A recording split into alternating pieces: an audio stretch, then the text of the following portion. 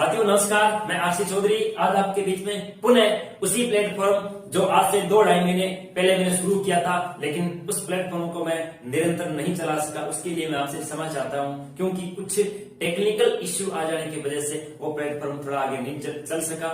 लेकिन आज के बाद में ऐसा नहीं होगा, क्योंकि जितने भी इश्यू थे वो सारे मैंने आज के बाद में तैयार करके परिपूर्ण कर लिए।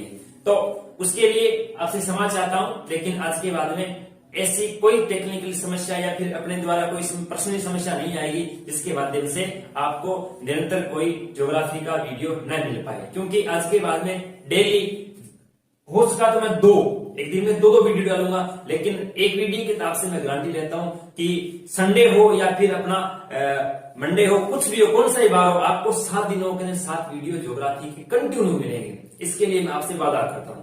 साथियों, जो मिल गया उस पर कभी सोचा नहीं करते। मंजिलें उन्हें मिलती है जो वक्त और हालात पर रोया नहीं करते।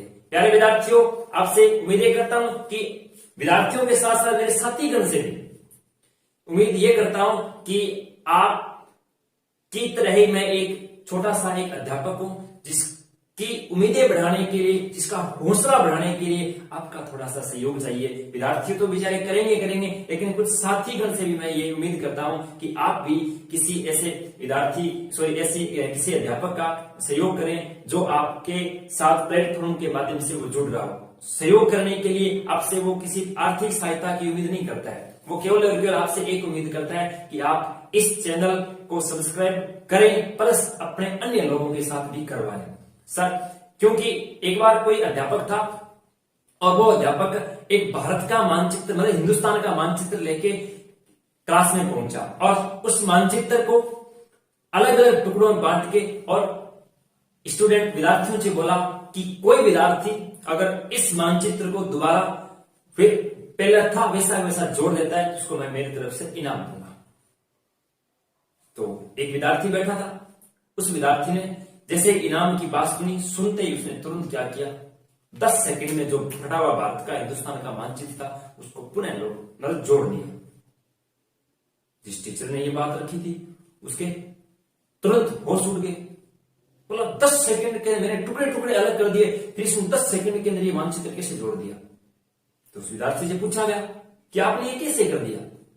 तो उसने कहा कि मैंने इस मानचित्र को उल्टा किया तो पीछे क्या है, इस मानचित्र पे एक व्यक्ति की फोटो लगी हुई थी, मैंने उस व्यक्ति को जोड़ता गया और हिंदुस्तान बनता गया।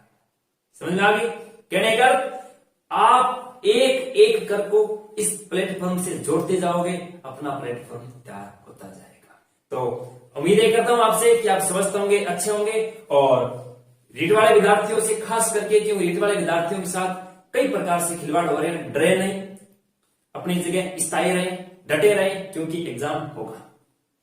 एग्जाम कब होगा कब नहीं होगा इस पे आपको मंथन करने की कतई आवश्यकता नहीं है, क्योंकि ये काम करना सरकार प्लस विभाग का है, उसको करवाना है। क्योंकि पता है आपको कि डेट पोस्टपोन होने का कारण क्या है, सबको पता है। मेरे द्वारा आप इस प्लेटफॉर्म के माध्यम से मत कहो, क्योंकि 5 सालों के अंदर एक बार होनी है, वो होगी।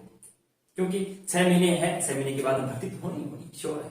तो उसके लिए आप घबराए नहीं, आप क्या गुमराह नहीं हुए, अपना जो भी अध्ययन चल रहा था उसको निरंतर जारी रखें। क्योंकि एग्जाम तो 20 जून को न, तो 1-2 महीने बाद एग्जाम होगा, आपके लिए फायदा ही हुआ। चलो कुछ टाइम मिले। और थोड़ी बहुत सुनने में आ रही है कि पद भी बढ़ाए जाएंगे, बहुत अच्छी बात है, पद बढ़ा दी जाएंगे, और भी अच्छी है, कंपटीशन थोड़ा सरल हो जाएगा। क्योंकि आपको पता है आज से 10 साल पहले देखें तो जो 3 से 4 महीने कोई अगर तैयारी करता था उसकी जॉब लग जाती थी। क्यों? क्योंकि उस समय क्या कंपटीशन कम था। धीरे धीरे कंपटीशन 2-3 सालों में बढ़ा, उसके लिए क्या है 3-4 महीने के बजाय कम से कम 7 से 1 वर्ष के बीच की तैयारी करता, उसी का क्या होता, सिलेक्शन होता। क्योंकि धीरे धीरे कंपटीशन बढ़ गया, फिर 2-3 सालों के बाद और कंपटीशन बढ़ा, 1 वर्ष तैयारी करने वाला भी सिलेक्शन नहीं होता। उसके लिए क्या है कि उस विद्यार्थी को कम से कम 2 वर्ष तक तैयारी करनी पड़ती थी। जो विद्यार्थी 2 वर्ष तक निरंतर तैयारी करता उसी का सिलेक्शन था। कारण क्या था? संख्या बढ़ चुकी थी, पद कम होते गए और आपस की प्रतिस्पर्धा की दौड़ ज्यादा हो गई। इस वजह से कम टाइम 3-4 महीने का नहीं, 1 वर्ष का नहीं, 2 वर्ष का टाइम मांगने लग गई, समय और बढ़ा। और 2 नहीं 3 वर्ष तैयारी करने वाले विद्यार्थी का सिलेक्शन होना लग गया। 1 वर्ष 2 वर्ष वाले बैठते गए। तो आज का जमाना देखें तो कम से कम 3 से 4 वर्ष जो विद्यार्थी कंटिन्यू तैयारी करता है उसी का सिलेक्शन होता है। तो आपके लिए ये खुशी की बात है कि आपका समय बढ़ाया गया, नहीं कि आपका समय कम किया गया। दुख होने की कोई जरूरत नहीं। हाँ, क्योंकि उम्मीदें थी कि अभी क्या डीट के बाद में सेकंड ग्रेड की वैकेंसी आने वाली है, उसके बाद फर्स्ट ग्रेड की वैकेंसी आने वाली है, तो आप थोड़ा सा एक किनारे पे हो जाते हैं, क्योंकि रीट का एग्जाम होने के बाद में केवल और केवल आप सेकंड ग्रेड की तैयारी करते हैं, उसके बाद में आप फर्स्ट ग्रेड की तैयारी करते हैं, तो आपका किसी न किसी एक में हो जाता। कोई बात नहीं, होगा, श्योर होगा। आप पढ़ाई जारी रखिए, क्योंकि साइको सबके अंदर आएगी, हिंदी सबके अंदर है, फर्स्ट पेपर है तो आएगा, कोई बात नहीं। डेट पोस्टपोन हुई, ज्यादा नहीं हुई, 2 महीने की हुई है। अगर थोड़ी और बढ़ाई 3 महीने कर देंगे, लेकिन देखिए मेरे हिसाब से 20 जून को करवा देंगे तो अपना निरंतर अध्ययन जारी रखें। तो आज मैं आपके बीच अपने भूगोल विषय को लेके आया हूं, और किसी भी विषय को शुरू करने से पहले थोड़ी सी उस पर चर्चा सामान्य से होती है, जीरो से होती है। कारण क्या है, क्योंकि सारे स्टूडेंट ऐसा नहीं कि ज्योग्राफी पढ़ने वाले, कुछ ऐसे भी हैं जिनकी हिंदी है लेकिन ज्योग्राफी पढ़नी मजबूरी है उनकी, कुछ ऐसे पॉलिटिक्स है लेकिन उनकी ज्योग्राफी पढ़नी मजबूरी है, ज्योग्राफी के उन्हें पॉलिटिक्स पढ़ने की मजबूरी है। तो इसके लिए थोड़ा सा बेसिक कराना जरूरी होता है। हाँ, ये मैं कह सकता हूं कि आज जो करवाऊंगा वो सीखो, प्रश्न क्वेश्चन नहीं बनेंगे, लेकिन आगे के जो टॉपिक्स है उन टॉपिकों को समझने के लिए हमें इस टॉपिक को थोड़ा सा जीरो से समझना अति आवश्यक है। तो देखो, सबसे पहले विषय कौन सा है? भूगोल। तो भूगोल विषय मतलब शब्द भूगोल है, तो सबसे पहले शब्द पे चर्चा होगी, क्योंकि जीरो से पढ़ना है, शब्द पे चर्चा करनी पड़ेगी। भूगोल शब्द है, इस शब्द को देने वाले एक विद्वान थे, भारत के थे विद्वान का नाम था आर्यभट्ट। विद्वान का नाम क्या था? आर्यभट्ट। इस विद्वान ने एक पुस्तक लिखी थी, पुस्तक का नाम था सूर्य सिद्धांतिका। पुस्तक का नाम क्या था? सूर्य सिद्धांतिका। इस सूर्य सिद्धांतिका पुस्तक के अंदर इस शब्द की चर्चा की गई। आर्यभट्ट कहां के थे? भारत के। अब बात आती है कि इस शब्द का अर्थ क्या है। तो किसी भी शब्द का अर्थ निकालने के लिए हिंदी या फिर कोई भी अन्य भाषाएं वो कहती है उसका संधि विच्छेद कर दो, अर्थ अपने आप आ जाएगा। तो भूगोल मतलब इसका संधि विच्छेद करेंगे तो संधि विच्छेद गुरुजी क्या होगा? संधि विच्छेद होगा क्या? भू प्लस गो। अब अलग अलग शब्दों के अर्थ निकल जाएंगे। कैसे? भू का अर्थ है भूमि, और गोल का अर्थ है वर्णन करना, या फिर कह सकते हो आप अध्ययन करना। इसका मतलब भूगोल शब्द का क्लियर हो गया। कैसे? भूमि प्लस वर्णन करना, मतलब भूमि का वर्णन करना, या फिर पृथ्वी का वर्णन करना, या फिर पृथ्वी का अध्ययन करना। इसके बाद में ये तो हिंदी भाषा की बात होगी। इसके बाद में दूसरी भाषा जिसकी बात करते हैं, ज्यादातर चर्चा में रहती है, क्योंकि अपनी उत्तरी एशिया की बात करें या फिर यूरोप की बात करें या फिर अमेरिका की बात करें, क्योंकि वर्ल्ड में सर्वाधिक यूज होने वाली भाषा भी अंग्रेजी है। तो दूसरी भाषा आती है अंग्रेजी। अंग्रेजी भाषा के एक विद्वान थे, वैसे तो थे भूगोल शास्त्री, लेकिन उन्होंने भाषा का जो उपयोग किया वो भाषा थी अंग्रेजी। विद्वान का नाम था इरोटास्थनीज।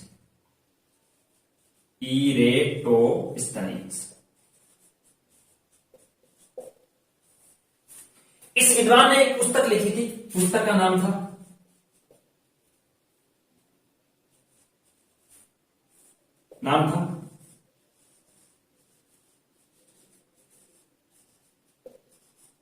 ज्योग्राफिया। पुस्तक का नाम क्या था? ज्योग्राफिया। इस ज्योग्राफिया पुस्तक के अंदर इन्होंने एक शब्द दिया, शब्द का नाम था जियोग्राफी। शब्द कौन सा था? ज्योग्राफी। और इस शब्द का भी अगर आपको अर्थ निकालना है, सीधी सी बात है, क्या करो? संधि विच्छेद। तो इस शब्द का भी क्या करो? संधि विच्छेद करोगे तो आपके सामने जियो प्लस ग्राफी, दो शब्द आ जाए। जियो का अर्थ पृथ्वी और ग्राफी का अर्थ हो गया पृथ्वी का मतलब वर्णन करना। वर्णन कह सकते हो या फिर कह सकते हो अध्ययन।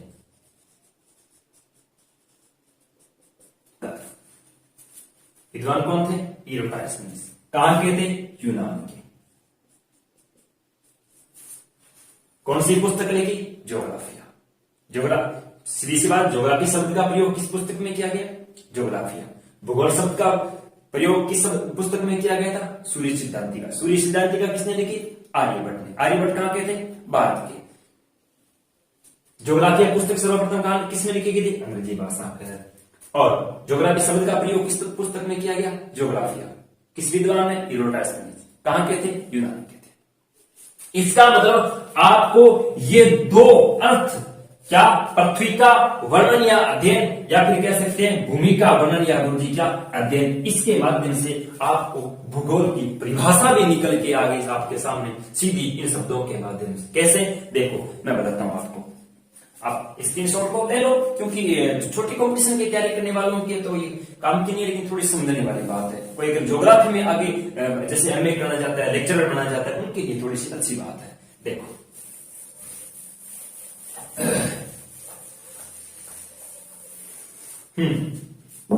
बात किसकी आगे? भूगोल की परिभाषा। परिभाषा की चर्चा करो तो परिभाषा आपके सामने आ गई, बस बोर्ड पे लिखना है मुझे, बाकी तो आपको समझ आ गया सारा। क्या कि भूगोल वह विज्ञान या फिर कह सकते हो शास्त्र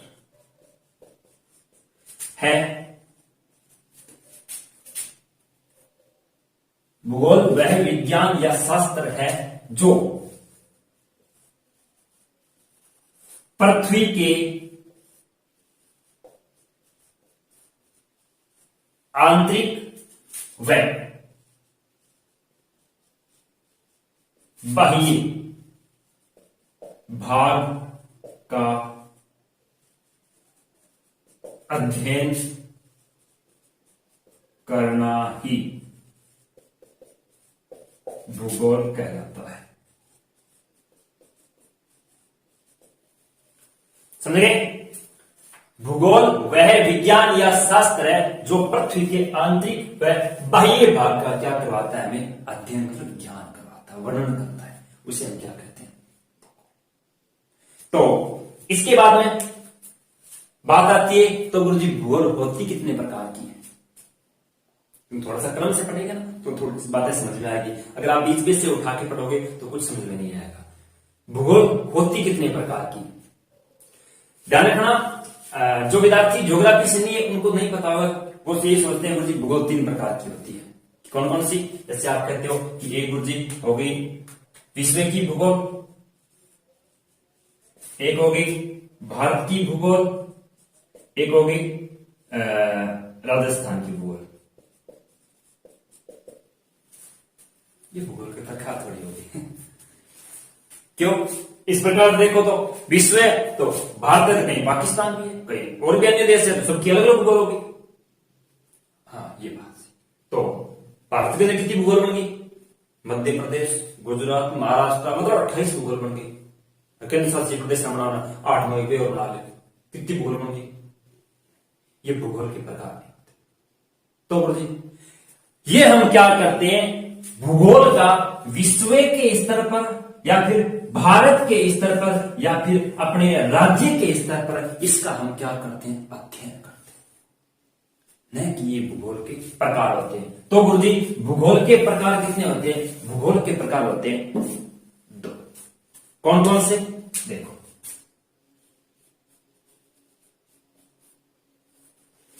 भूगोल मुख्यतः 2 प्रकार की होती है। एक जिसे हम कहते हैं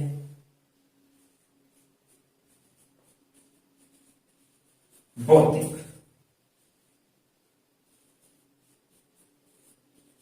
भूगोल, दूसरी जिसे हम कहते हैं मानव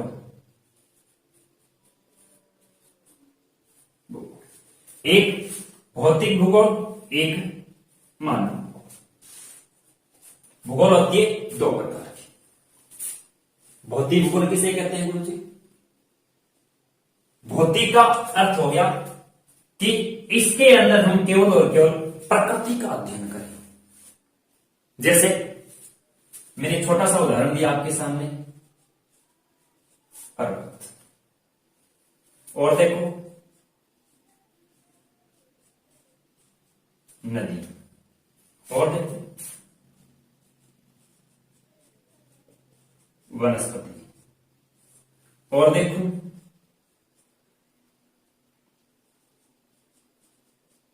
मैदान, या फिर कह सकते हो पठार।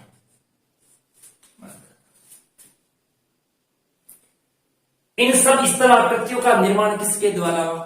प्रकृति के द्वारा। प्रकृति के द्वारा, इसका मतलब इन सब का हम अध्ययन किसके अंदर करेंगे? हाँ, और भी ब्रह्मांड कह सकते हो, महासागर कह सकते हो, पृथ्वी की संरचना आ गई। इसके अलावा देखे जाए मतलब कई ऐसे टॉपिक जो आप इसी के अंदर पढ़ोगे, वो सारे साइकोलॉजी कौन से होंगे? भौतिक। अब मानव क्या करता है? इनसे अपनी कई आवश्यकताओं को पूर्ति करने के लिए इनके साथ कई प्रकार के क्रियाकलाप करता है। जैसे उदाहरण के तौर पे क्या है? पर्वत। पर्वत से मानव अपनी आवश्यकता पूर्ति करने के लिए क्या किया? मान लो एक पत्थर निकाल लिया। क्या निकाल लिया? पत्थर।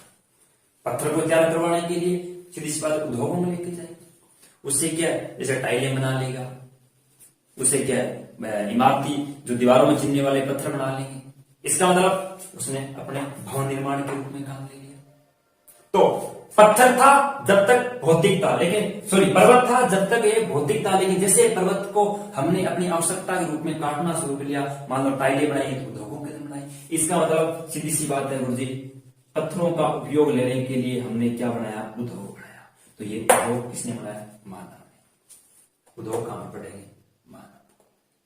और इसके बाद में दूसरे नंबर पे क्या दे रखी? नदी। नदी के जल का उपयोग लेने के लिए हमें गुरुजी क्या बनवानी पड़ेगी? या तो नहर, या फिर हम कह सकते हैं गुरुजी क्या? बांध। नहर, बांध, ये सब किसने बनाए? मानव। इसका मतलब आप कह सकते हो क्या गुरुजी कि परियोजनाएं हैं, ये सारी सारी परियोजनाएं हम किसमें पढ़ते हैं? मानव। किसमें पढ़ते हैं? मानव भूगोल में। आप वनस्पति कह सकते हो, वनस्पति से हम गुरुजी क्या करते हैं? जैसे तने से लकड़ी वगैरह ये प्राप्त करते हैं। लकड़ियों से कागज तैयार करने के लिए गुरुजी हमें किसकी आवश्यकता पड़ेगी? उद्योग। किसकी आवश्यकता पड़ेगी? उद्योग की। इसका मतलब उद्योग गुरुजी किसने बनाया? मानव। कहां पढ़ेंगे? मानव। आ गया मैदान और पठार। मैदानों से गुरुजी कृषियां हो गई, पठारों से हमने क्या? खनिज। इसका मतलब इस खनिज का उपयोग कौन करेगा? मानव। तो ये सारे सारे गुरुजी किसके में पढ़े जाएंगे? मानव भूगोल के अंदर। और ये सारे सारे किसमें पढ़े जाएंगे? भौतिक भूगोल में। इसका मतलब आपको समझ आ गया होगा कि सर भूगोल दो प्रकार की होती है। रियल के अंदर एक भौतिक, जिसे अंग्रेजी में कहते हैं फिजिकल ज्योग्राफी, एक मानव, जिसे हम क्या कहते हैं? Human geography. भूगोल मुख्यतः कितनी प्रकार की होती है? दो प्रकार की होती है। तो प्यारे साथियों, आपको समझ आ गया होगा बेसिक भूगोल कितने प्रकार की होती है, भूगोल किसे कहते हैं, और भूगोल का थोड़ा सा सामान्य अध्ययन जो मैंने आपको आप इस प्लेटफॉर्म के माध्यम से आप तक पहुंचाया। तो प्यारे विद्यार्थियों और मेरे साथीगण से मैं उम्मीदें करता हूं कि ऐसा कोई टीचर्स जो रियल के अंदर सबसे पहले अगर किसी कोचिंग के अंदर अपना डेमो देना जाता है तो उसे कुछ इस यूट्यूब के वीडियो की आवश्यकता होती है। तो मैं उनसे उम्मीदें करता हूं कि आप और आपके साथीगणों के द्वारा मुझे कुछ उम्मीदें पैदा करें, मुझे कुछ आशाएं पैदा करवाएं, सब्सक्राइब करें और करवाएं। अनेकों मित्र है आपके साथ, आप इतने दिन में 2, 3, 4 घंटे आप फोन का यूज लेते हो, तो थोड़ा बहुत किसी अपने मित्र के लिए इतनी सी हेल्प कर दिया करो। बाकी आपका मित्र, क्योंकि मित्र के लिए मित्र हमेशा जान देने के लिए तैयार होता है, और विद्यार्थी एक तरीके से हर टीचर का मित्र होता है, क्योंकि हर प्रकार से वो उसका सहायक होता है, क्योंकि टीचर उसे ज्ञान प्राप्त करता है तो अन्य कार्यों के अंदर विद्यार्थी उसका क्या होता है? सहयोगी होता है। तो आपसे उम्मीदें करता हूं कि आप मेरा साथ इसी प्रकार